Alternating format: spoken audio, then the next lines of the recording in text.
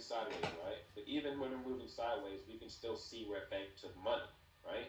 So look at this series of consolidation inside here. I'm going to show you, right? You see how the market was kind of consolidating sideways, and then we had this strong bearish move to the downside below these lows, right? So if you see a move to the downside like this out of consolidation, you know that liquidity has been taken. So if I were to come to the 4-hour time frame to get a better look at this, right, you can see that we have a break of structure right here. Very easy to see. Look. So you have a low and a high, right? So when you see something like this, we know in order to go lower than this, the bank has to go this way. And if the higher time frame shows that we're bullish just in general, then we know we're going to go above these highs. So the next thing is you want to see is did the market run into a strong area of support after this breakout? And as you can see, if I zoom to the left, we run right into support, right into resistance, right into support. You got to look left, right? So what pattern is this? This pattern. Low, high, break of structure into support. And this is a daily or 4-hour support. So what is the next phase after the break of structure? Is to create liquidity. So right here, I'm looking to create liquidity. If I go to, let's go to 30-minute time frame, because that was kind of far, right? What am I expecting to see from the system in that area of interest? The arrows, and there they are. See, the arrows are right there. Now, even in this price action, I'm going to trade a trend continuation pattern to get into this trade, right? The lower the time frame, the more data I'll get. So I can go to a 15-minute time frame, right? I still have the arrows in my direction, right?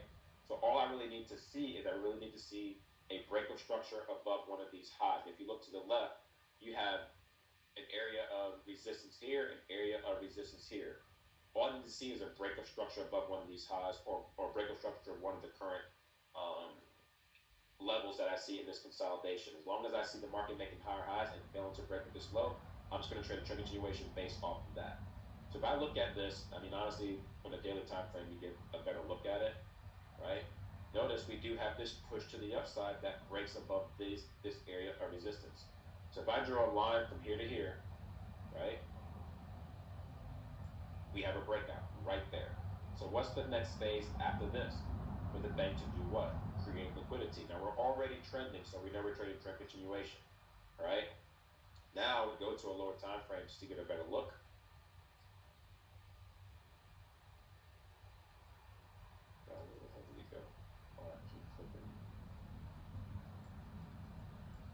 All right, and as you can see how we went above the high. Next phase to do what? Trick sellers back into support. Above this high would be your RTP, and there's your entry. That's your first order right there. That's your RTP. Entry is going to be below the RTP. It's going to be right off that support. Once you place this trade and we collect this order, the market will take off. And as you can see, look what happens. We even break structure again, and we do the same exact thing. We come right back into support, right? If you enter here, stop loss can go below structure here aggressively, or it can go right below this aggressively, conservatively. And now you're in this trade. We have obvious clues to the left that I'm going to talk about. Lots of them letting us know the market's going to go up.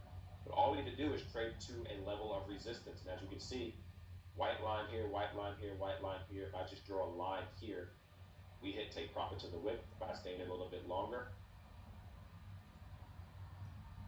we hit take profit. Now also, if you keep looking at this long term, if you once you're down here, if you don't forget about what you drew up before you even placed this trade, look at what you forgot about. Remember, there's sellers here and buyers here from your overall analysis for the reason why you came in here to take the buy. So we know liquidity lies above this high. So if you stay in this trade, you honestly can take profit above these highs. And as you can see, it actually goes a little bit higher, but conservatively, you can just take profit right there.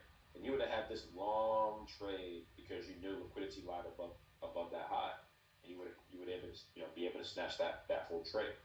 And that's what I'm saying about the market, guys. It's all based on liquidity and where the market is. Now, if you chase the market, then you're going to have to chase it on a smaller level. And I'll show you an example of that as well. All right, so let's look at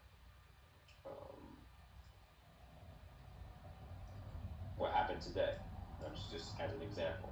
All right. So if you look at the chart, all right, this is your 4-hour time frame. So I'm going to actually start on the daily. Right now, this is your daily candle. Right. This candle dictates the play for the entire day. So if you were trying to do an intraday trade on GBP USD today, then basically what you have to do is look at what phase the market is in on the daily time frame, right, in this area. So this candle started way down here, right? So what pattern do you see? You obviously see that there's bullish momentum in the market, right? So what do you see on the daily? And watch how this works. I see a low, a high, and a break of structure. So we already know we have bullish momentum. Why? We took money from buyers, we ran into support, and that's the reason why the market is right here, and then pulled back. Now in this area, what does this look like? Right? I see break of structure. I see a pullback back into support. So I know we're trading trend continuation phase on the daily, right? So I already know my bias is bullish, right? Because we know there's liquidity above these highs, and we're sitting right here. Now, if I draw this line, this box right here, what is above here? Stop losses. We have sellers and we have buyers, right? The sellers never got stopped out, right? So we know the market's going to target this high. So when I go to the lower time frame, right, like the 30-minute time frame, this is New York session right here, and I already have a bullish bias. So all I got to do is trade the same exact pattern in this area right at New York, or wherever the market gives me, whatever the market is showing me on the 30-minute or 15-minute time frame. I could even go lower just for more data, right? This is where New York starts. So if I get to my chart before New York open or right around New York open, all I got to do is redraw the pattern. I know I'm bullish. So watch this, right? This area right here, I have multiple opportunities to get into the trade. Why is the market here? Look, I have a high, I have a low, and what are we doing? We're trending up. So what is the next phase in an uptrend? Right? If we have a break of structure here, we broke above these highs, the next phase is to do what? Trick sellers back into what? Support. Once the bank tricks sellers back into support, sometimes it doesn't go into structure because we're already trending, right? We know above this wick is an order. That's why I would mark RTP. I actually took this trade, I just didn't post it, but I did take this trade today. Right? RTP is above this wick. That means if there's an order there, the bank is going to take it. This is the reason why I want you to pay attention, because this is how consistent this is. If you enter below the RTP, you can put your stop loss below previous structure aggressively or way down here conservatively with a smaller lot size if you're not sure yet, and then enter the trade. We know we have to take out this order. Once you collect this order, look what the bank does. We got funding to go where? Higher. Right? Now remember what I said. Every time you get a break of structure, you can draw the pattern. So say you missed this entry. Watch. This wick is higher than that wick. Draw a line. So you cannot enter a buy until you see bearish momentum. Well, we got lucky. What happened? We came right back to that order. So what's above this wick now? RTP. Where's your entry? Anywhere before price breaks above that wick. And as you can see, if you'd entered there, market takes off. Right? And then it just keeps doing it. You missed that entry, okay? What happened? Price moved above these wicks, right? So you still have the pattern, right? You still have the pattern, right? You have a high, you have a low. This whole price action is your break of structure. You cannot enter a buy in this until you see what? An order above the high. And the only way you can get an order is by tricking sellers back into what? Support. Just like this. You identify the RTP, you enter below the RTP, trade toward it. Now look what happens. You enter here, and then look what happens. Another 100-some points. Boom. That was 41 points right there. Do you see what I'm saying? Now remember what I said. When the bank takes liquidity, the next phase is to create it. Now look how that saying goes along with the price action. The market pushed up. We took liquidity. We created liquidity. We take liquidity. And as you can see, it does it again right here. Look. See, this wick is higher than that wick. In order to go higher than this wick, we have to do what? Create liquidity. See the bearish candle? There's another entry right here. Boom. Enter here, look. 20 pips.